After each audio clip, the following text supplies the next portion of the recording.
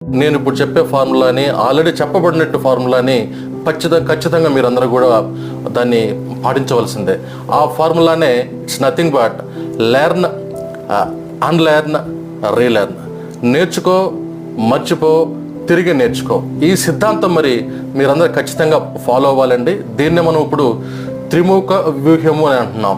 అంటే ఈ సిద్ధాంతాన్ని పెద్ద పెద్ద ఎంఎన్సీ కంపెనీస్ ఈ థియరీని పాటించడం వలన వాళ్ళ ఎంప్లాయీస్ని తిరిగి ట్రైనప్ చేసుకుని వాళ్ళు చాలా అడ్వాన్స్డ్ స్టేజ్లోకి వెళ్ళడం అనేది మనం కళ్ళెదుట చూస్తూనే ఉన్నాం. మరి దీని గురించి ఇంకా నేను ఫర్దర్గా ఇప్పుడు ఈ వీడియోలోనే మంచి విషయాన్ని చెప్పబోతున్నాను. మనం నేర్చుకున్నది ఏదైతే ఉందో అది మనకు ప్రజెంట్ ఉండే కండిషన్స్కి ఉపయోగపడినప్పుడు డెఫినెట్గా మనం ఏం చేయాలనేది మీకు అందరికీ తెలుసు. ఇప్పుడు మీరందరూ చూస్తే సాఫ్ట్వేర్ ఇండస్ట్రీస్ కావచ్చు, ఫార్మా కంపెనీస్ కావచ్చు, ఎడ్యుకేషన్ ఇండస్ట్రీ కావచ్చు, వేరే ఏదైనా సరే మనం చదువుకున్నది ఒకటిగా ఉంటుంది.